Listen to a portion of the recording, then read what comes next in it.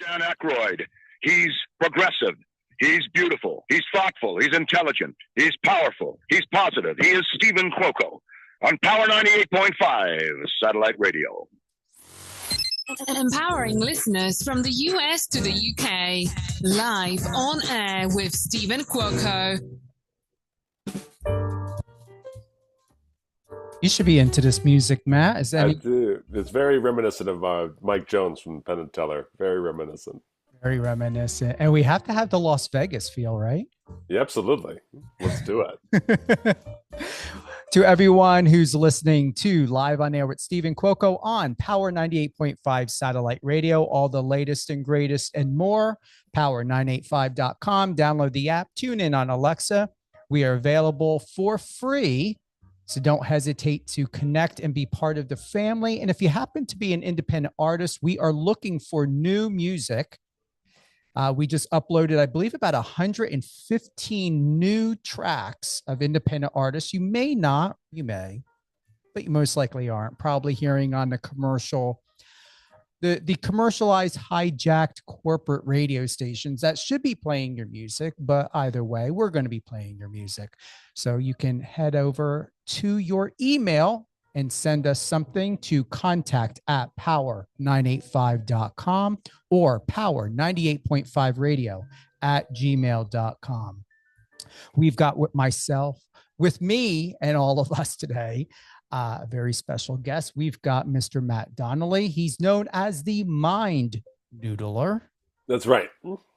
Comedy, magic, and pure entertainment. And you're going to be in Easton, Pennsylvania coming up on March 20th. 20th already. Yeah. Or 21st, March 21st. 21st. We got to get our photo op in before I leave for San Francisco. Yeah. Come on by. I'm serious. Like, theater. Yeah, I'm serious. Like, I don't, whatever works for you coming over to the theater, whatever, I'll slap on something. We usually load into a theater all day. So we're usually just, going queue to queue and stuff like that. But there's usually lots of time to grab a photo for sure. So, because I'm not in all the show. I'm part of a lineup of four comedy magicians. So plenty of time to grab a photo. I think I saw the poster of that, but why aren't you on the poster of it over there at the theater? I am on the poster. I guess it just looks so different. Yeah. I'm the confused one looking at the card in midair. Well, they need to put it up outside because it's not outside yet because I walked over there yesterday. I'll make sure I'll send minions over there to just put just my face all over the theater. Just stickers of my face all over there. Is it the first time you're going to be in Easton?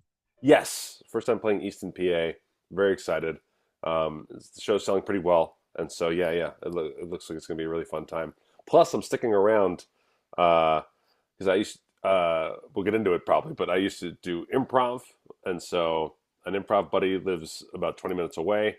So I'm staying in town and doing an improv show the next night at Bethlehem, PA. Yeah, so doing an improv show as well. So it's going to be a fun weekend for me. Are you going to be over at the Eastonian? For the improv show? No, for when you're here in Easton. Are you just coming in and then going straight to Bethlehem? I'll probably stay the night there somewhere, wherever they put me up. Yeah. Probably be the Eastonian. You'll like it. You'll be at the other end of Easton, but it'll be in walking distance. All right. Yeah.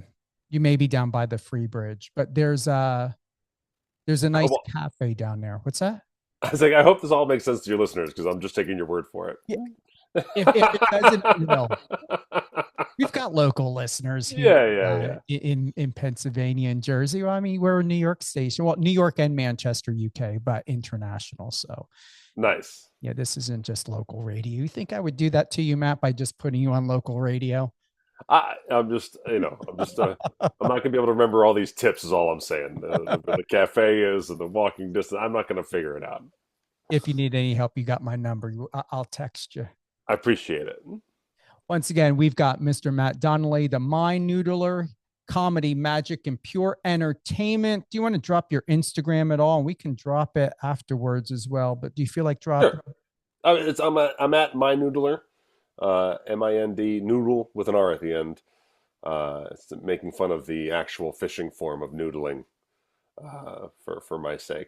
When I started, I was more of a blue collar kind of rugged entertainment person, and I wore overalls and stuff. Did you? For my first few years doing magic, I performed in overalls, and so I liked doing the Mind Noodler thing.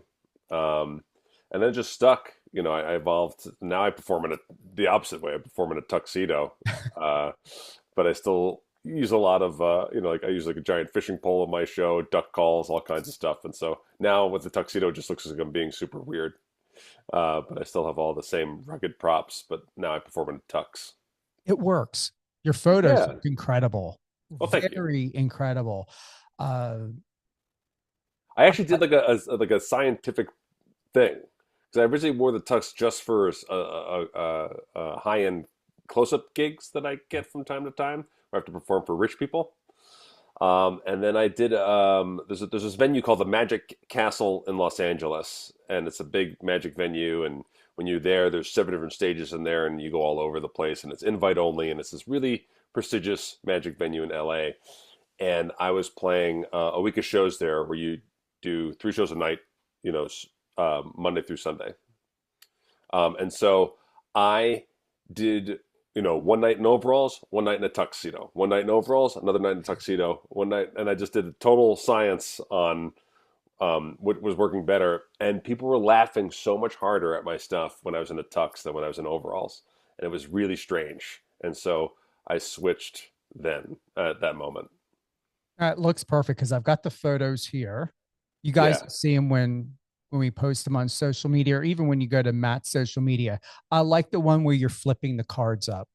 yeah. That's a The fun one. cards. I like Yeah, that yeah. one. You're extremely photogenic. I see the one in the overalls. It looks good. Yeah, You I know, mean, I'm a fun entertainer regardless of the outfit. Either way, I want to communicate that I'm comedy first, fun first, and the magic is awesome. I have good tricks and stuff like that. But I think magic is one of the few art forms where uh, an audience can be turned off because you think that they're trying to outsmart you, right? So like very rarely does like a guitarist do like a guitar solo and you're like, oh, he thinks he's better than me. I don't like his music anymore, But with magicians, if you can get off on the wrong foot and you try to be too fancy or whatever, people go like, you're not a magical person. I don't, and then they take magic as a challenge. And that's absolutely not what I do in any of my shows. I am there to create fun and give people a break and laugh and have a good time. So that's what I'm trying to communicate in all of my PR there, my photos and stuff. do you bring the Vegas vibe with you, Matt, or does it just happen to come out? Because normally most people don't realize this, but as a former local for 8 years in Vegas, Sure. there is a vibe, and it is extremely different from LA, Easton, Pennsylvania, New York. So how would you say that your energy is like when it shows up when you perform? I think I'm a combination of Las Vegas and where I'm from, which is New Jersey. Uh, so like I always laugh because whenever I perform on the East Coast, like when I'm performing or in the Northeast, so when I'm up in Easton or I'm playing Newark the night before, like I don't have to apologize for being sarcastic. Like that just comes across as a normal person when I'm in the Northeast. When I play other places in the country, I have to be a little more apologetic or explain where I'm from or do that kind of thing because sarcasm reads as a stronger trait in other places in the country. But for Vegas, I think so. I think I'm basically influenced by my mentors, right? So Penn and Teller, that's how I started in magic. I was a comedy writer for them. I wasn't a magician yet. I just was writing jokes for them, for their TV show, for their live show. And I also became really good friends with Piff the Magic Dragon, who took me on the road with him early in my career as an opener for him in comedy clubs. And so, we got Matt King as well as a good friend of mine out here. And these guys are comedy magicians. And Vegas has to be big and fun.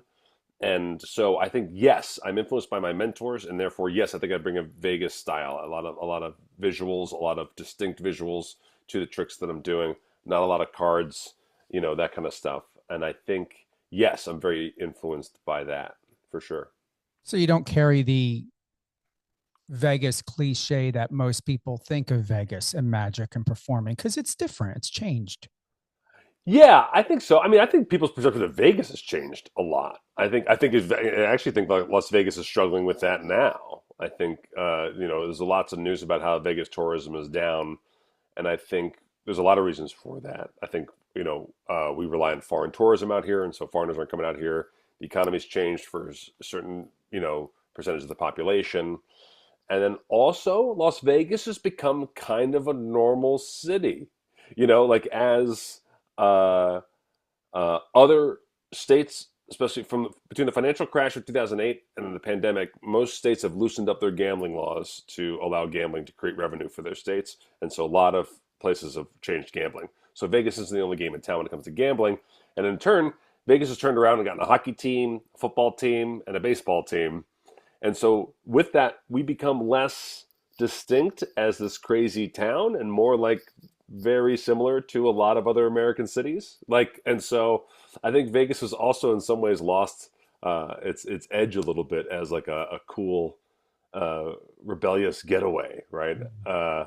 Which I mean, Vegas is always evolving, always changing, and so this too will pass. But it's interesting right now. I don't think Vegas is this crazy thing, this crazy place in people's minds anymore. Now, and I believe F1 changed that a lot. Do you feel? F1, the Sphere, and Raider Stadium are the big game changers. Yeah, basically F1 became a trial run from what Vegas is now. So what happens is like F1 was like, what happens if the whole town dedicates itself to one event? Does that help? The answer, no. And then now the Sphere drives the majority of the traffic to people visiting, or Raiders games, or Golden Knights playoffs, that kind of stuff drive that, and so the whole town has to be dedicated to, like the Korean pop band BTS. When they came to town, they sold out 4 nights at the Raiders Stadium, right? So if your business wasn't attracted to people who liked that band, you weren't making any money that weekend, So like it's just Vegas has become like almost like a one event town all the time, and F1 was just kind of like the trial run of what the town has become. And I said again, like at the moment, this is what it's like right now. Vegas has changed so much. I moved here in 2008. It changes all the time. So, but right now it's strange. Right now it is really strange because all the businesses have to cater to whatever the particular event is. So if you run a restaurant or your Penn and Teller or your Cirque du Soleil, you're now the second activity that people may or may not do while they're in town. And that's just a weird place to be versus we used to just come here on a plane and figure out what you're going to do when you got here. See a couple of shows, go to a few nice restaurants, maybe hit a club, that kind of stuff. That kind of mentality is not really what's happening in town. People are here to do one thing, and they'll maybe sneak in a couple other things on their way out. Oh, they're money conscious too. Well, yeah, I guess that's the other weird thing that I think we're going to see Vegas adjust to sooner rather than later. But as my brother said so eloquently, that Vegas has become the Spirit Airlines of cities, where like wherever you go, you're just charged randomly for stuff, and you're like, "What the hell am I being charged for now?" That is true. Let them know that is true. And so I think Vegas has to adjust to that accordingly. And we're seeing already a couple of swings from Caesars and MGM where they're doing, 3-for-1 show packages and that kind of stuff. And so you're seeing a little bit of finally some real hospitality thinking coming back to the town instead of nickel and diming people. So I think that's going to change real soon in a way that people will know. What are you guys going to do with now Max Crosby getting traded? What happened with Tough. that? It's tough. We had all these great players last year, and we really didn't win that many games at all. It was really tough to watch. Now, it's tough for me because I was very happy to adopt the Raiders as a secondary team as a Giants fan. We've been terrible for, like, ever since we won the Super Bowl in 2011. We've been terrible after that. We won one playoff game. We've had, like, 2 winning seasons. And by winning seasons, like 9 and 8. Like, we really have not been good at football for a very long time. And you know what? As someone who was alive for when we beat the undefeated Patriots, I'll take it. If we sold our soul, if it was 20 years of terrible seasons after you beat the undefeated Patriots, I will take it. It was amazing. But I adopted the Raiders as my hometown team. I got 2 kids. I was going to help maybe take them to a game. And then they turned around and they stunk too. It was a tough year to watch football for me. You may have to switch to the Eagles. That would be very difficult. It would be very difficult to do. If you can come from an Easton, PA, you can go and Bethlehem. You can maybe consider the Oh, Eagles. that's true. I forgot. Yeah, I wanted people to come out to the Easton show. Yes, fly Eagles fly. I am an entertainer and a shill first, and a sports fan second. I'll tell you that much right now. And you have an open mind as all magicians usually do. If that's what's preventing you from seeing the magic show, fly Eagles fly. Let's Fly, go. Eagles fly. But Jalen Hurts gets a bad rap. Not on your dime. Not on your dime. The Las Vegas Review Journal recently named you, Mr. Matt Donnelly, Yeah. Las Vegas best up-and-coming comedy magician, and audiences across North America are quickly finding out why. Performing under the banner, the Mind Noodler, Matt delivers a smart, hilarious brand of magic built around storytelling, surprise, and genuine connection. I've got to ask, in all fairness, Sure. with all due respect, because obviously Uh-oh. it was written a while back, but I wouldn't consider you up and coming anymore. I consider you seasoned, polished, and already set and ready. You know what's funny? I was just laughing because I was like, gosh, that's been in my intro for a long time. And I was like, I guess I can't hang on to that forever. But I need an accolade to replace it, I guess. I need to find a nice media accolade to replace it. They can do an update. They usually do. They're supportive on locals. Here's what I like about saying up and coming comedy magician. When I say up and coming, it means you won't know who I am when I walk out. And I'm okay with that. And then comedy, I want to make sure that they know that I'm a comedy first person. Again, like I was talking to some other comedy magician friends, and I talk about how, like, we have the term like alt rock, alternative rock, but we don't have the term alt magic. But my comedy magician friends and I, especially in the Jokers of Magic, we're doing like alt magic.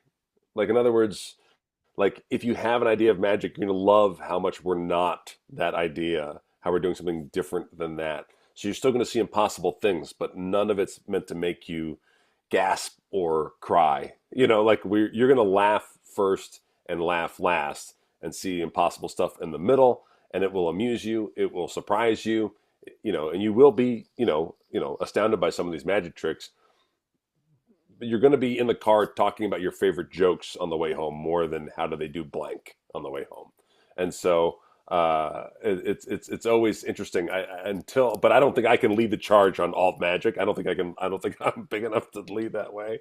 But Jokers of Magic is basically the first big swing at doing this, right? Like, we are comedy first and magic second, but our magic is still good. It's just our comedy is what it's about, which is also an uphill battle because a lot of people think of comedy magicians as cheesy, right? As like, funny guys doing puns and weird, handkerchief underwear visuals and that kind of stuff. And, my pitch when we were doing the Jokers of Magic is I wanted to say, not magician funny, actually funny. But they didn't want to go with that one. But that was my pitch for the slogan for the show. I like that.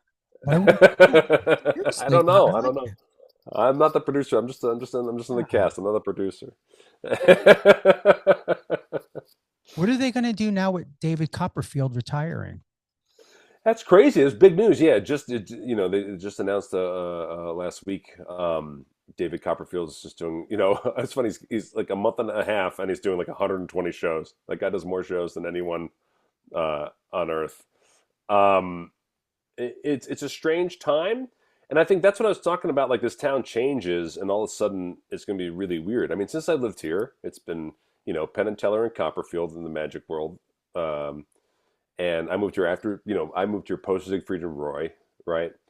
And then Cirque du Soleil, 7 Cirque du Soleil shows here in town. I think we're down to 5 Cirque du Soleil shows, and Copperfield's closing. And I'm be very curious what the Vegas entertainment scene is going to look like in 5 years, because I think it's just a weird time, and things are going to change. Copperfield obviously does so many shows, so if he decides to stop, it's not a mystery, as to why. But all the residency does is keep him off of his private island. So we'll see how it goes. He says he's up to something next. I don't know what that would be, but it is different. And again, it's strange for Penn and Teller because Penn and Teller, again, in that they've been together for 50 years. You want to talk about how long you're going to keep up and coming in Magic? It's like Penn and Teller have been the bad boys of Magic. They've basically been the bad boys or alternative to Copperfield, right? Like, so if you think Copperfield's like flashy with his hovering motorcycles and people disappearing and reappearing, Penn and Teller were this intellectual, funny opposite of that, right? And so with David retiring, it's like who are Penn and Teller bouncing off of for Rebellion? How are they still bad boys when they're the ones only ones left at the top here? So I don't know. It's a strange time. And does Chris Angel fit into that category at all? Anywhere near you guys? It's tough because he's a terrible person and his show is terrible. So like I don't know how to actually rank him. He just has fame and he's an undeniable amount of fame. And so people will never stop buying tickets to him. I mean, he has his accolades that he brags about on his billboards that he paid for. It's just hard. He's just a really good marketer. And so he'll be around. Yeah, I don't know where to put him in any kind of actual ranking of merit. And Carrot Top is still there. Carrot Top is still there. And you know what? He works super hard. When I moved out here from New York, right? And so everybody wants to be a comedy snob about Carrot Top, right? And I was one of them. And it was actually Penn's wife, Emily, who said, no, you have to see Carrot Top. And I said, I don't think I do. And she said, no, I'm taking you to Carrot Top. And I went to a show and it is hysterical. And then I started doing the same thing. So all my friends from the New York comedy scene and the LA comedy scene, when they come visit me, I would be like, hey, we should go see Carrot Top. And they would be like, I don't want to see a prop comic or whatever. And they would come and he would be hysterical and we'd all be laughing like crazy. And what's amazing is he changes up his show all the time. He is constantly writing new material and new stuff for like whatever the modern news stories are. He's very, very he's a very hardworking, very funny guy. And so sure, he's still the punchline for if you want to make fun of a comedian or something like that. But I love his show and I think he's so funny. I agree with you. I appreciate him. And yeah, he took me by surprise. Yeah, he really did. Yeah. That's it. He surprised everybody because if you think you know comedy, then you want to look down on him. And if you ever meet him, he'll make you feel like you're making fun of him too. He'll make you feel like you're talking down to him. He's surprisingly a very low status interactor, and it's shocking. It kind of takes you off guard. But yeah, he's a good guy. Any plans to pair up with anyone at all, or Penn and Teller? Have you ever met them? Consider doing a skit with them? Well, both of my appearances on Fool Us, I involved Penn and Teller in my act, and so I did. Those are two things I'm very proud of: is bringing them up on stage and getting to be on stage with them. Those are things I'll cherish the rest of my life. I'm also in their master class. One of the chapters is on them teaching me how to do a trick in their master class. So I've gotten to share the stage with them a few times, and that'll always be some of my greatest accomplishments. One of the coolest things I did was we did a tour called Penn and Teller Present the Foolers, and then we covered their tricks. So I got to play either Penn or Teller's part in a few of their iconic routines, and that was amazing. I'd say the biggest challenge of that one was nail gun. It's one thing to get permission to do nail gun. It's another thing to actually figure out how to perform holding a nail gun, memorizing a pattern, and holding a nail gun to your neck and your groin. So that was probably the coolest accomplishment of my life, is covering Penn's nail gun routine. But yeah, I come from an improv background. I was an improv comedy guy in New York at Price's Brigade and People's Improv Theater, and even back in Chicago City Limits, back when they were off Broadway. I studied there, and so I like doing stuff as a group, right? And so these larger tours, like the Jokers of Magic, are so fun for me because I get to share the stage with people and have fun with people. Yeah, I enjoy doing team stuff. I don't know if I'll ever officially have a magic partner. I don't know how that would work, but doing these larger tours and larger lineups is super fun. I think you ought to reach out to, this is something that popped in my head or came to me, is the Practical Jokers. For some reason, I like Brian Quinn stands out. I have a feeling like you and him doing something. I used to Seriously, an get I used to, episode. they were around the People's Improv Theater, the Tenderloins. They were around the People's Improv Theater when I was in New York, and Okay. uh, they were very funny then. They're very funny now. And I used to get compared to Quinn a lot facially. Mm-hmm.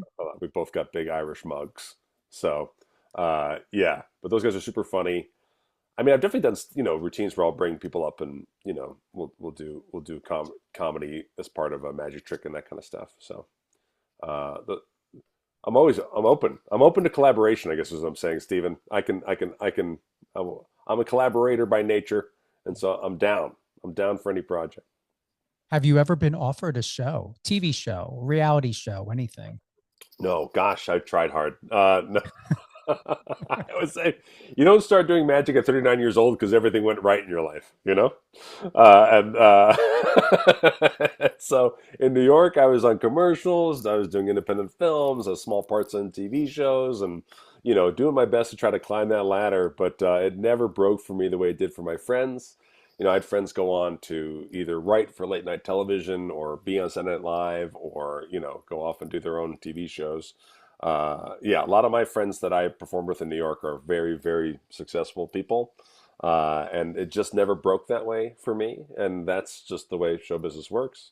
I'm very happy now, being a successful magician and married with my two children out in Las Vegas is lovely, so I wouldn't change a thing.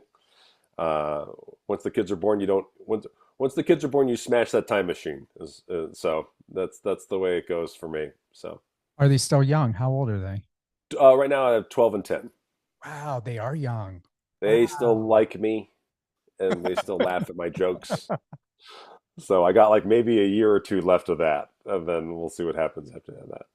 When you think about how you were raised Yeah. and now being a dad, is there a huge difference from your role model or role models to how you are as a father? Wow, well, that's certainly a deep question. I'm very lucky, first and foremost, that I had an amazing father. My mother died when I was 5, and so he really had to pick up a lot of slack. I kind of used to always wonder like who he'd be if he was just a regular suburban New Jersey dad, uh, but we'll never know. And so he stepped up and he raised my brothers and I, and did just an awesome job. And so I really admire him and still emulate him and still talk to him about stuff. So I'd say first and foremost, I just have to say I'm super lucky that I have a great dad, and I still talk to him, and he's helped me numerous times along the way. I'm one of 6 kids, and I remember after my first kid was born, and I saw what my wife went through and everything. I just called him and I said, "Why would you do this more than once? Why would you do this again? How would you go through this so many times? This is a nightmare. This is crazy. I can't believe this is how we all end up on the earth. This is so weird." Because So you're different than him. I mean, you're lucky. yeah, Yeah, you're lucky. yeah.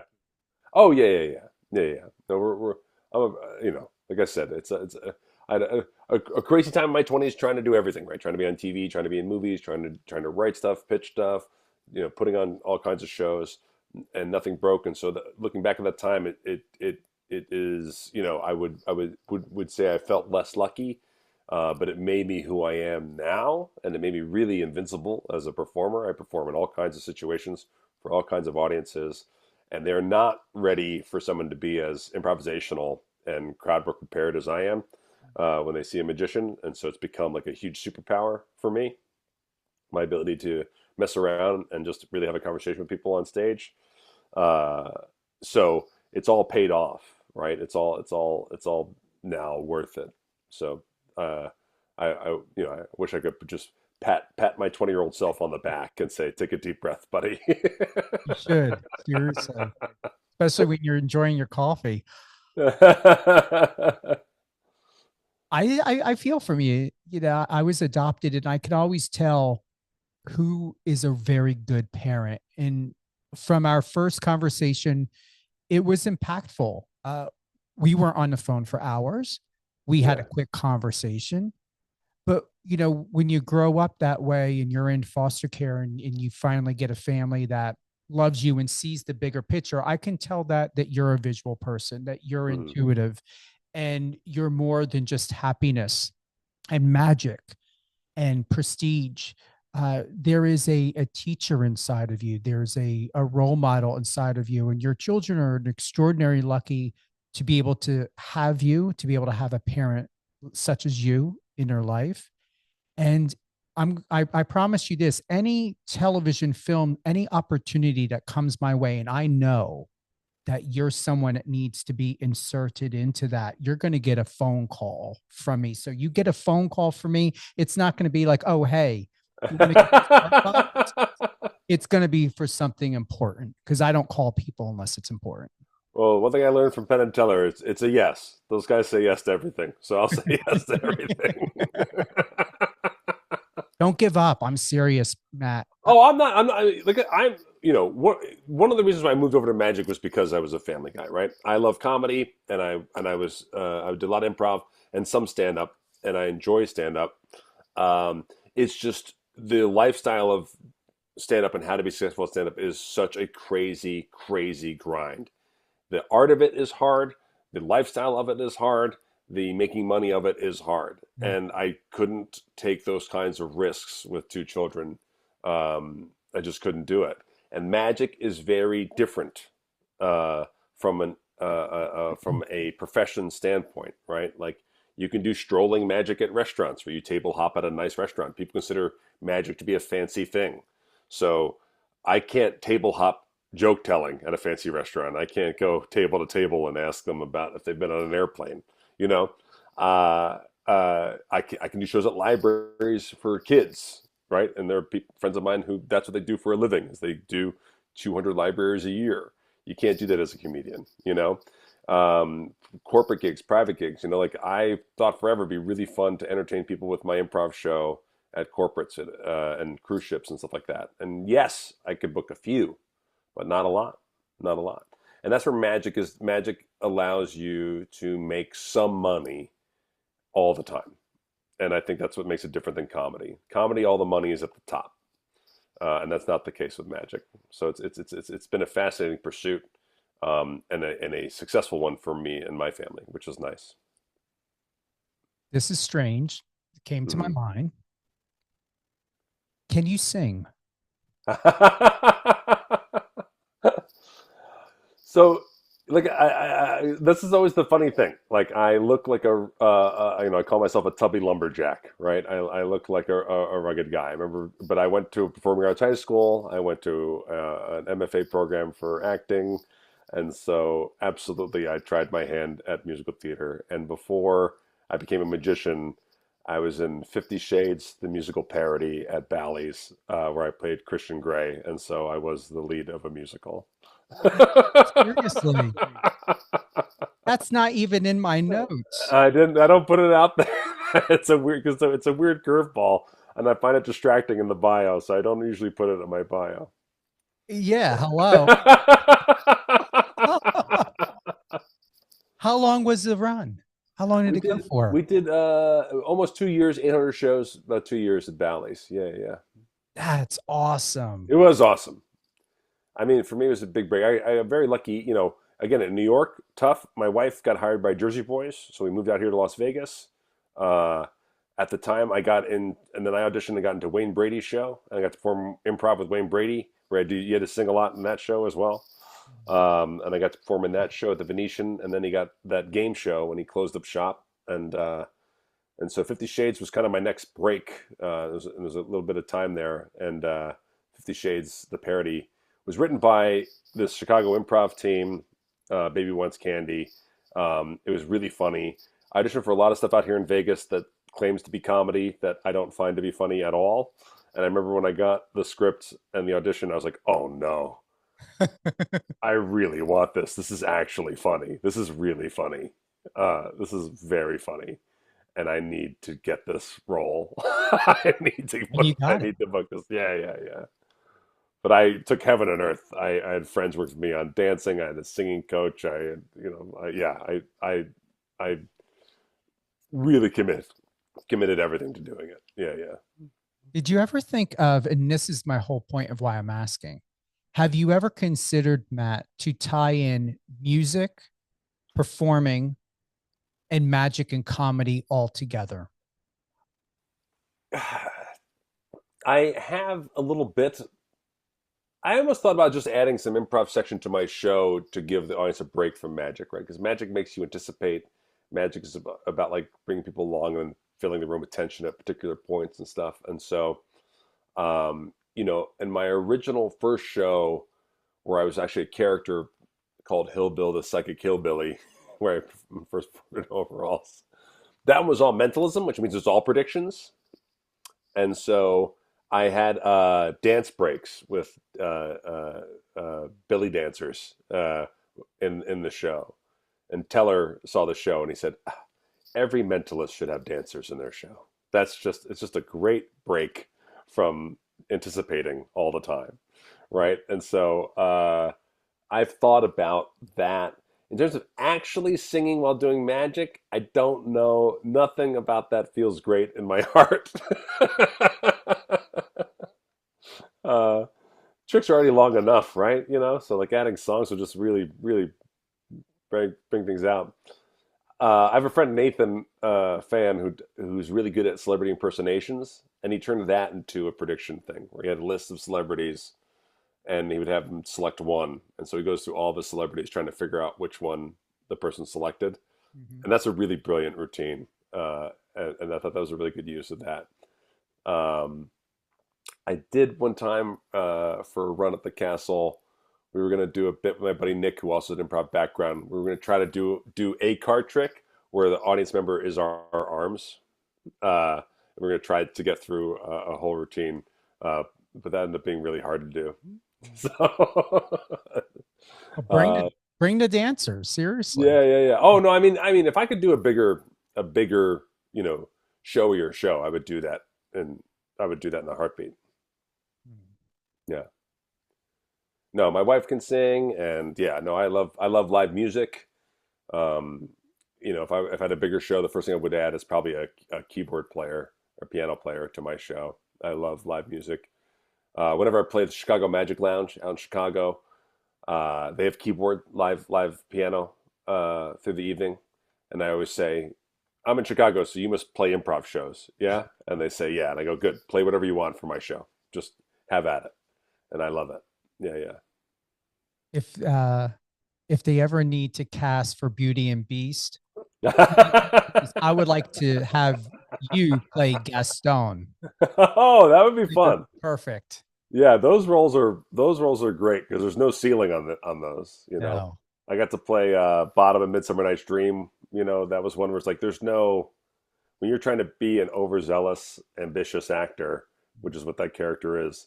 There's no ceiling.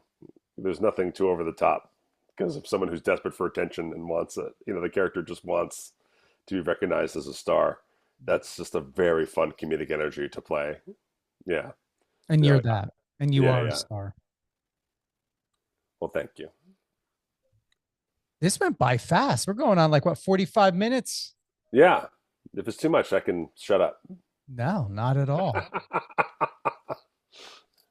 Is there anything that you want to be able to let the audience know, the viewers know, that I haven't asked you that's important to you?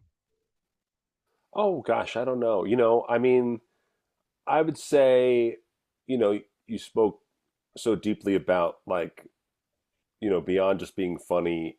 I do, you know, outside of magic, I do podcasts, right? And I have Matt and Matt's Ice Cream Social. I'm co-host of Penn Jillette's podcast, Penn Sunday School, and one thing that taught me was that being, like this show, being in people's ears is really important.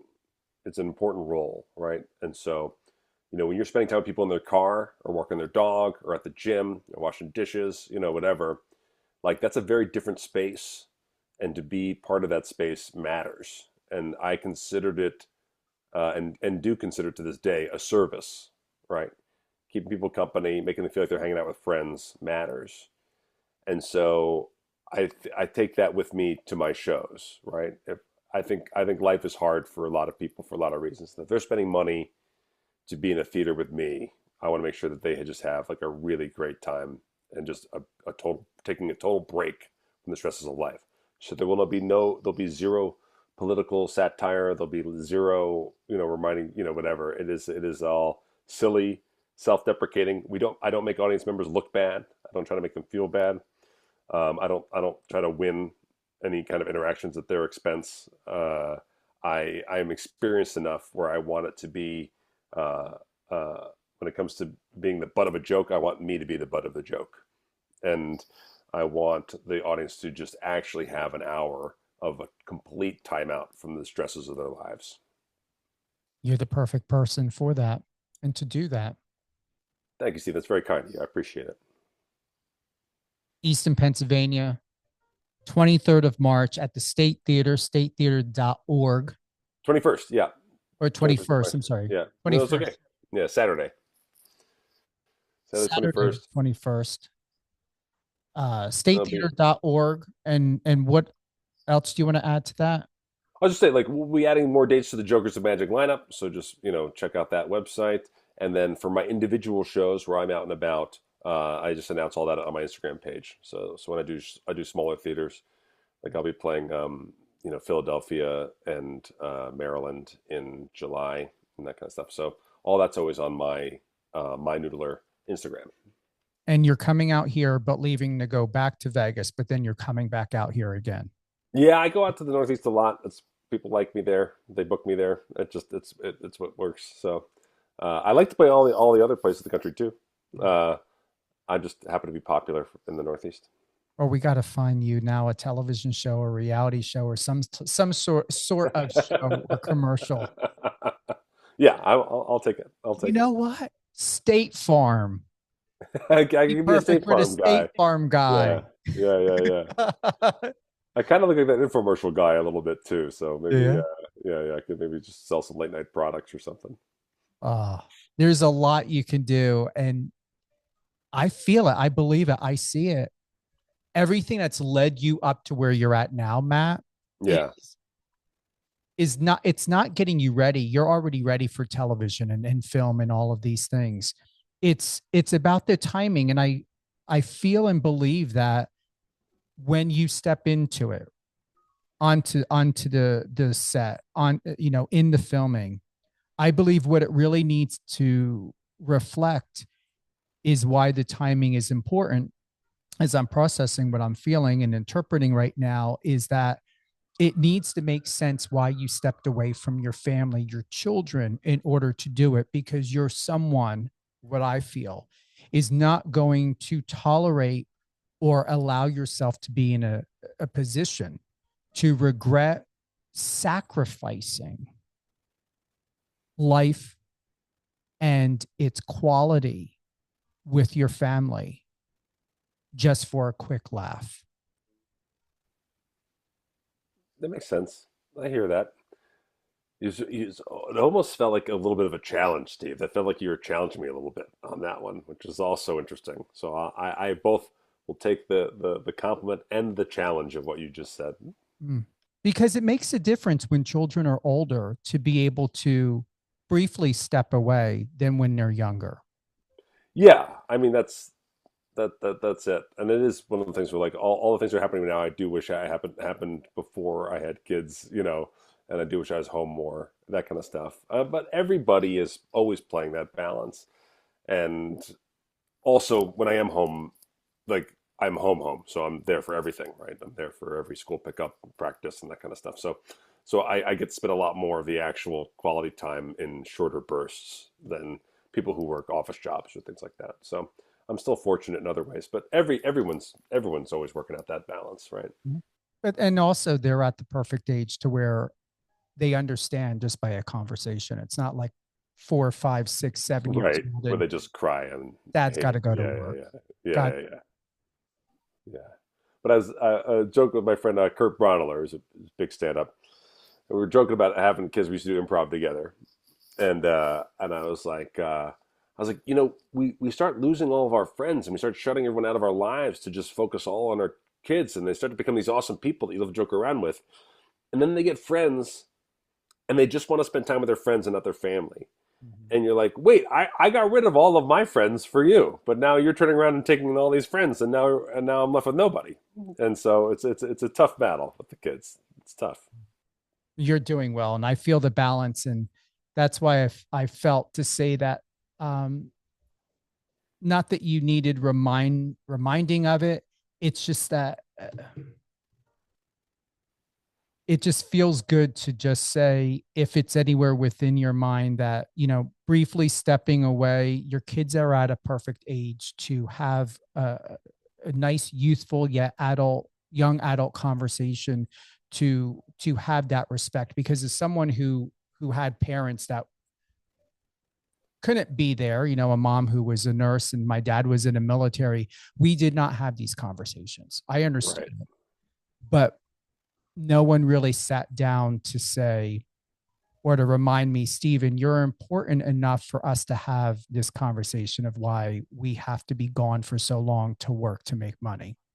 It's just that, we're going to work today. You're going to be home and cook dinner for yourself, or dinner's made, just heat it in a microwave for 3 minutes. I'm being serious. I know. And it's so tough. And I think it is, I guess, in my value system to want to be more than that, for sure. And you are.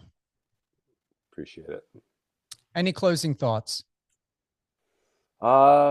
No, I mean, this was deeper than the average interview that I do, and that's okay with me. I don't mind it. It was very fun talking to you, and I'm thrilled you reached out. This was great.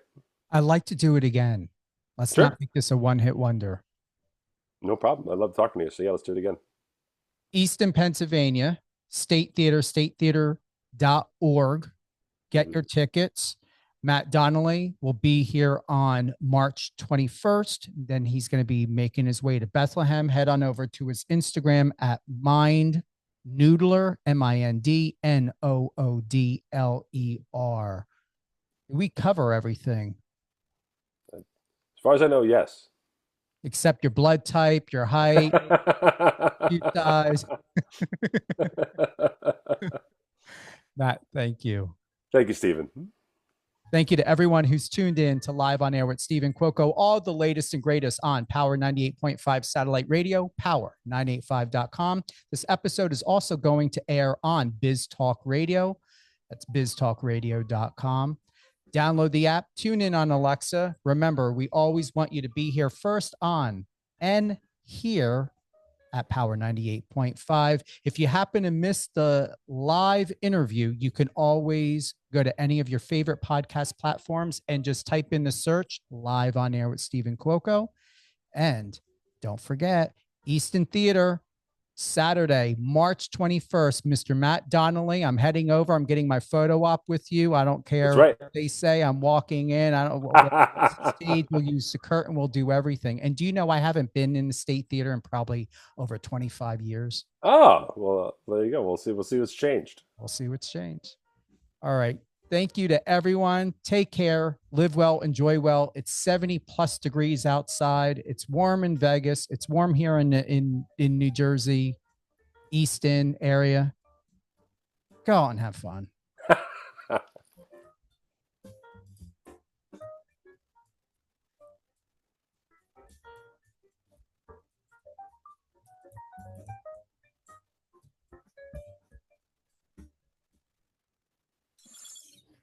On your socials and let's connect.